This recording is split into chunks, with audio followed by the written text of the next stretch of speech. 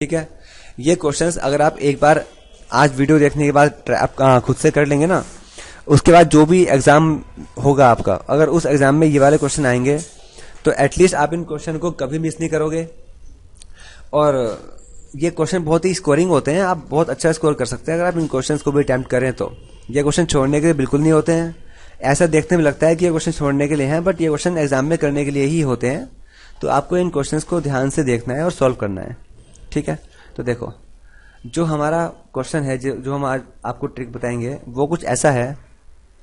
देखिए क्वेश्चन है आपके सामने 1/2 plus 1/6 plus 1/12 plus 1/20 plus 1/30 plus 1/42।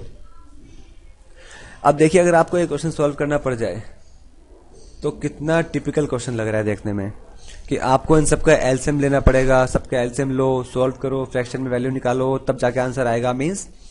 और ये सब काम करने का मतलब है कम से कम 10 मिनट्स, आपके 5 to 10 मिनट्स लगेंगे सिर्फ इस एक क्वेश्चन में, जो कि बिल्कुल यूजलेस है अगर आप एग्जाम में किसी क्वेश्चन में इतना टाइम लगा रहे हो तो। ठीक है, तो फ्रेंड्स जो हम आपको ये क्वेश्चन शॉर्ट ट्रिक बताएंगे, हम लोग आपको इस क्वेश्चन के लिए, उस शॉर्ट ट्रिक के बाद आप ये question with in a minute आराम से सॉल्व कर पाएंगे। और काफ़ी अच्छा क्वेश्चन है, एग्जाम में करना चाहिए आप लोगों को। देखिए इसमें हमें करना क्या है, एक्चुअली जो मैं स्टेप आपको करके दिखाऊंगा ये आपको एग्जाम में करना भी नहीं है, सिर्फ समझ जाना है। मैं आपको करके दिखा रहा हूं क्योंकि मुझे आपको समझाना है। हमने क्या किया,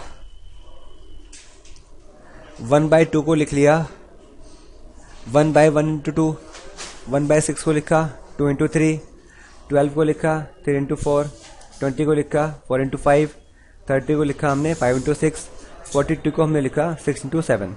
ठीक है फ्रेंड्स, डेट मीन्स 1 2 2 3 3 4 4 5 5 6 6 7 मीन्स सारे डिनोमिनेटर्स में जो नंबर्स है वो अपनी कॉन्टिन्यूटी मेंटेन रख रहे हैं, सभी नंबर कॉन्टिन्यूटी में इंक्रीज हो रहे हैं। तो ऐसे केसेस में जो आपका आंसर आएगा ना फ्रेंड्स, वो इस फॉर्मूले पे बेस्ड आएगा। आप ये फॉर्मूला नोट कर लीजिए, ये फॉर्मूला आपके हमेशा काम आएगा, 1/गैप।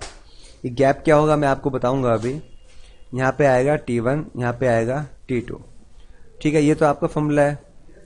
अब इन फॉर्मूले में ये है क्या, गैप क्या है, T1 क्या है, T2 क्या है, तो मैं आपको बताना चाहूँगा जो गैप है हमारा वो होता है इन नंबर्स के बीच वाला गैप, इन नंबर्स के बीच वाला गैप। तो इन केसेस में ये हो गया आपका 1, क्योंकि 5 से 6 के बीच में 1 होता है, 6 से 7 के बीच में 1 होता है, 3 to 4 के बीच में 1 होता है, 2 to 3 के बीच में 1 होता है। ठीक है फ्रेंड्स, तो ये गैप आपका हो गया 1। अब अगर हम बात करें T1 और T2 की, T1 होती है आपकी the very first term which is this, and T2 होती है आपकी 1/7। ठीक है, तो T1 हो गया आपका 1/1 एंड T2 हो गया आपका 1/7। तो अकॉर्डिंग टू फॉर्मूला आपका आंसर क्या आना चाहिए, 1/1। ठीक है, 1/1 माइनस 1/7। क्या आंसर आएगा आपका, 7 आपने एलसीएम लिया, 7 - 1 ये हो जाएगा आपका 6/7। तो yes friends, this is your correct answer. आपका आंसर क्या आ गया, 6/7।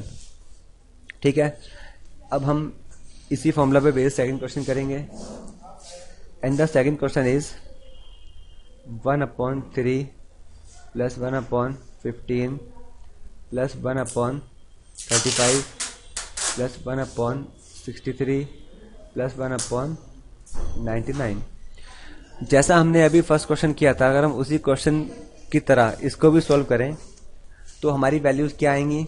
देखो 1/1 into 3, 1/3 into 5, 1/5 into 7 plus 1/7 into 9 plus 1/9 into 11।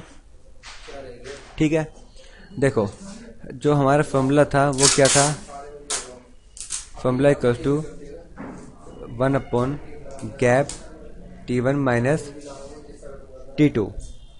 ठीक है, तो इसमें हमारा जो गैप है इस वाले क्वेश्चन के हिसाब से हमारा गैप क्या आएगा, देखो 2 आ गया, यहाँ भी डिफरेंस 2 है, यहाँ भी डिफरेंस 2 है, यहाँ भी डिफरेंस 2 है और यहाँ भी डिफरेंस 2 है। इसी डिफरेंस को हम बोलते हैं अपना गैप।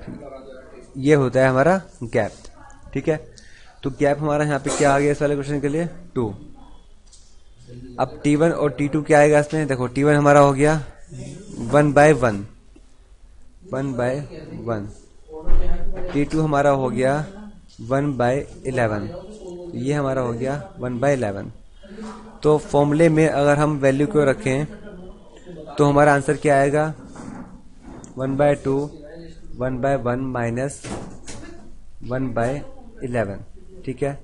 ये हो जाएगा 11, 11 माइनस 1, ये हो गया आपका 10/11 विच इज 2 5 10।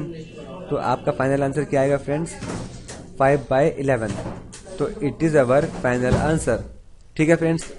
तो आपने देखा कि हमने इस क्वेश्चन को भी, अगर हमें फॉर्मूला पता है तो हम कितना इजी वे में सॉल्व कर सकते हैं इसको। इमेजिन कीजिए अगर आपको फॉर्मूला ना पता हो तो आप क्या करेंगे। देखो इनका एलसीएम भी लेना बहुत मुश्किल है, तो ना तो आप इनका एलसीएम ले पाएंगे और बिना एलसीएम के आप इसको सॉल्व नहीं कर पाएंगे, क्योंकि आपको निकालना है सिंगल फ्रैक्शन। अपना आंसर निकालना है आपको सिंगल फ्रैक्शन में, और सिंगल फ्रैक्शन में अगर आप इस पूरे को ऐड करके इसका आंसर निकालना चाहेंगे ना, तो आपका आंसर कभी आ ही नहीं पाएगा। तो ये फॉर्मूला बहुत ही इंपॉर्टेंट है और ऐसे क्वेश्चन बैंक और एसएससी में आने के काफ़ी चांसेस होते हैं। तो फ्रेंड्स इस फॉर्मूले का अच्छी तरह से ध्यान रखना। और अभी हम आपको एक क्वेश्चन और करवाएंगे जो इसी फॉर्मूला बेस्ड होगा, ठीक है, जिससे आपकी अच्छे से प्रैक्टिस हो जाए और बाद में आप खुद से प्रैक्टिस कर सकते हैं। तो देखिए जो हमारा थर्ड क्वेश्चन है वो है 1/1 into 4 plus 1/4 into 7 plus 1/7 into 10 plus 1 into 10 into 13, ठीक है। तो हमारा फॉर्मूला क्या था, 1 गैप T1 माइनस T2, ठीक है। इसमें हमारा गैप क्या आएगा इस वाले क्वेश्चन में, देखो 10 से 3 के बीच में गैप क्या है, 3, 7 से 10 के बीच में 3, 4 से 7 के बीच में 3, 1 से 4 के बीच में 3, that means our gap is 3, ठीक है फ्रेंड्स। T1 क्या होगा इस केस में 1/1, T2 क्या होगा इसमें 1/13। देखो T2 हमारा इसमें ये होगा और T1 हमारा ये होगा।